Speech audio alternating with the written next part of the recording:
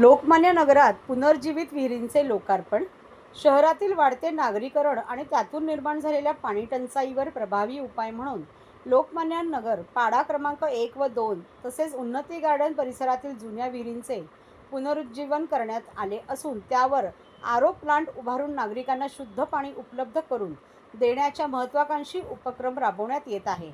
या उपक्रमाचे लोकार्पण परिवहन मंत्री प्रताप सरनाईक यांच्या हस्ते करण्यात आले।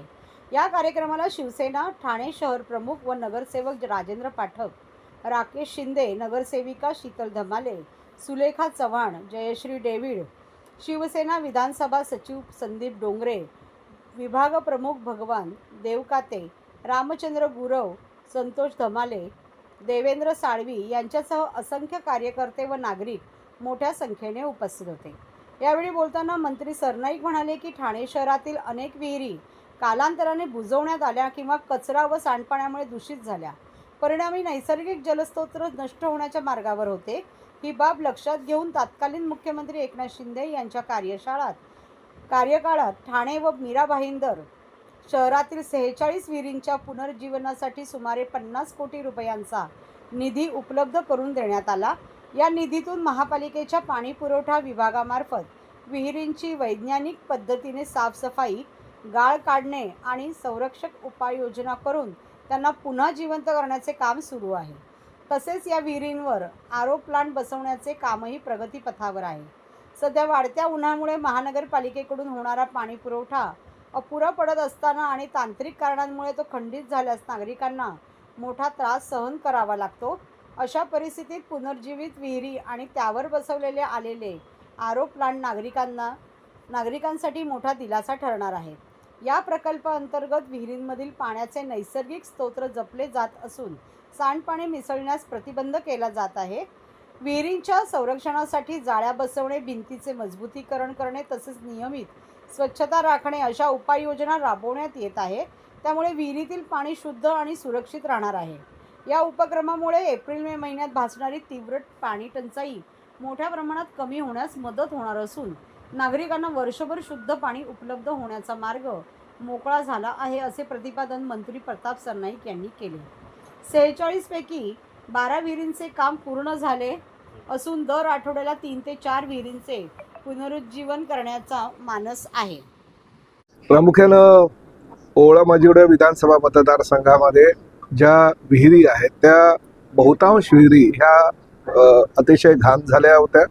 त्यातील पाणी जे आहे ते बिलकुल वापरण्याजोगं नव्हतं। म्हणजे पिण्याची तर लांबची गोष्ट, पण लोक धुणा भांड्याला किंवा गाडी धुवायला किंवा लाद्या वगैरे स्वच्छता करायला सुद्धा त्याचा वापर करत नव्हते, कारण एवढं घाणीचं साम्राज्य त्यामध्ये होतं। आता तुम्ही बघताय की ही विहीर सुद्धा स्वच्छ केली होती आमच्या ठाणे महापालिकेच्या वॉटर सप्लाय डिपार्टमेंटनं, परंतु परत लोकांना त्या ठिकाणी बाटल्या आणि काही वस्तू टाकल्या। त्यामुळे सातत्यानं ह्या वस्तू टाकून किंवा निर्माल्याचं सामान टाकून किंवा इतर काही जे ड्रेनेजचं पाणी असतं किंवा नाल्या किंवा गटाराचं पाणी असतं ते त्यामध्ये जाऊन ते पाणी अतिशय अस्वच्छ होत असतं आणि त्यामुळे ते पिण्यायोग्य कधीच झालं नव्हतं। म्हणून आम्ही एक संकल्पना राबवली की प्रत्येक विहिरीचं पाणी हे त्याला नैसर्गिक जो स्रोत आहे तो जिवंत असल्या कारणानं ते वापरण्यायोग्य कसं होईल।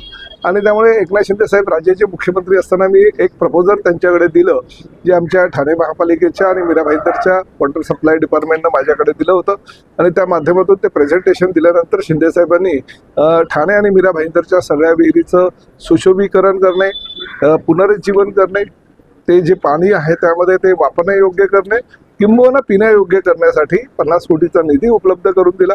ते प्रपोजल आम्ही तयार केलं आणि गेल्या 2 वर्षापासून त्यावर काम चालू होऊन आज त्यापैकी बहुतांश विहिरी ह्या स्वच्छ करण्यात आलेल्या आहेत। त्यावर आरो प्लांट लावलेले आहेत। आमच्या महापालिकेच्या अधिकाऱ्यांच्या म्हणण्यानुसार आणि जे आमचे कन्सल्टंट आहे त्यांच्या म्हणण्यानुसार हे पाणी पिण्यायोग्य आहे, कारण लॅबमध्ये सुद्धा त्यांनी ते पाणी नेलेलं आहे। म्हणजे माझं असं म्हणणं, पिण्यायोग्य ठीक आहे, परंतु वापरण्यायोग्य असेल तरी सुद्धा ह्या पाण्याचा फायदा हा सर्वसामान्य नागरिकांना होणार आहे, कारण ह्या सगळ्या जुन्या विहिरी आहेत आणि या विहिरीच्या पाण्याच्या माध्यमातून कपडे धुणं, भांडी धुणं, नाल्या पुसणं किंवा गाड्या धुणं किंवा इतर काही गोष्टी ज्या आहेत स्वच्छतेसाठी, साफसफाईसाठी या पाण्याचा जरी उपयोग झाला तरी निश्चितपणे ह्या उन्हाळ्याच्या दिवसामध्ये याचा फार मोठा फायदा होऊ शकेल।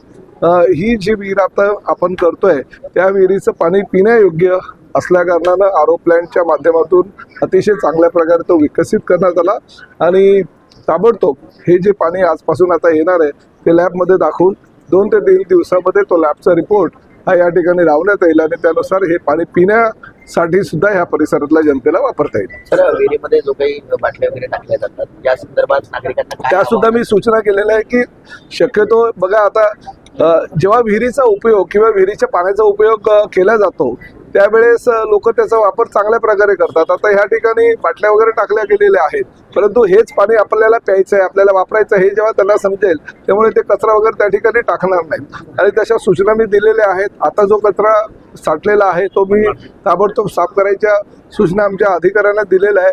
परंतु भविष्यामध्ये हीच लोक हेच नागरिक ही विहीर स्वच्छता ठेवण्यासाठी आमच्या महापालिकेच्या अधिकाऱ्यांना सहकार्य करेल. परंतु राज्याच्या इतिहासामध्ये हा पहिला प्रकल्प ठाणे महापालिकेचा आहे की वाया गेलेल्या ह्या विहिरी म्हणजे अनेक विहिरी तर बुजवल्या गेल्या की अस्वच्छ पाणी आहे, पाणी पिण्यायोग्य नाही आहे, घाणीचं साम्राज्य त्या विहिरींमध्ये आहे, त्यात ते जो कचरा निर्माण होतो त्यामुळे आजूबाजूच्या परिसरामध्ये सगळी दुर्गंधी झालेली आहे. अशा परिस्थितीमध्ये ती विहीर बुजवणं योग्य असं काही लोकांचं मत आहे. परंतु आम्ही ह्या विहिरी बुजवल्या नाही, नैसर्गिक पाण्याचे स्रोत कायम ठेवून हे पाणी पिण्यायोग्य वापरण्यायोग्य आम्ही केलेलं आहे. म्हणजे महाराष्ट्राच्या इतिहासामध्ये मुख्यमंत्री पदावर कार्यरत असताना एकनाथ शिंदे साहेबांनी जे सहकार्य केलं त्या सहकार्यामुळे आम्ही हे करू शकलो आणि याचा फार मोठ्या प्रमाणात फायदा सर्वसामान्य जनतेला होणार आहे. कारण मी ऐकलंय की मुंबई महापालिकेमध्ये पाणी कपात आता होते आजपासून, ठाणे महापालिकेमध्ये पण कदाचित तशी परिस्थिती उद्भवू शकते. परंतु ह्या 46 विहिरींमुळे निश्चितपणे ठाणे महानगरपालिकेला फायदा होणार आहे. असाच प्रकल्प ठाणे महापालिकेच्या अन्य ठिकाणी आणि राज्यामध्ये सुद्धा वापरला तर नक्कीच आपल्याला पाण्याचा जो साठा आहे तो अधिक प्रमाणात उपलब्ध होईल.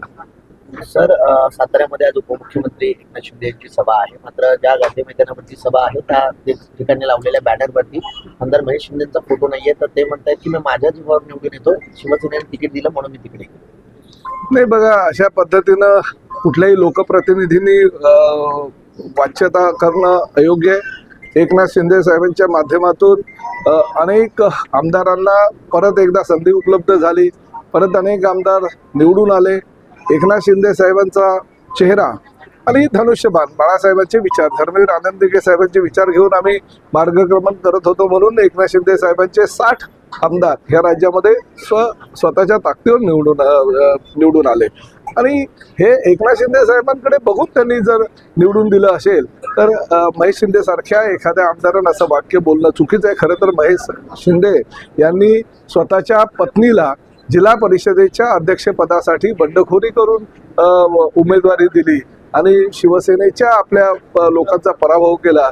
ते कुठेतरी शिवसेनेच्या विरोधामध्येच आहे असं चित्र आधी आम्हाला दिसत होतं. परंतु ठीक आहे, आता आमदार म्हणून एकनाथ शिंदे साहेबांच्या आशीर्वादाने निवडून आलेले आहे. भविष्यामध्ये कळेल त्यांना की स्वतःच्या ताकदीवर कोण निवडून येतो आणि एकनाथ शिंदे साहेबांच्या आशीर्वादाने कोण निवडून येतं. काही बघा, काळ कुणासाठी थांबत नसतो. 3-3.5 वर्षानंतर परत विधानसभा आहेतच ना. सर, एक महत्वाचं म्हणजे 100% विसरले. शिवसेनेच्या 4 अक्षरावर तुम्ही निवडून येता, बाळासाहेबांच्या विचारावर निवडून येता. एकनाथ शिंदे साहेबांचा जो करिश्मा आहे, त्याची जी ताकद आहे, लाडक्या बहिणींसाठी केलेलं त्यांचं जे योगदान आहे त्या योगदानाच्या जीवावर तुम्ही निवडून येत असाल आणि आज जर पक्षाच्या विरोधामध्ये अशी जर तुमची भूमिका होत असेल तर निश्चितपणे आमच्यासारख्या ज्येष्ठ मंत्र्यांनी त्याचा निषेध करणं योग्य होईल. सर, एक महत्वाचं म्हणजे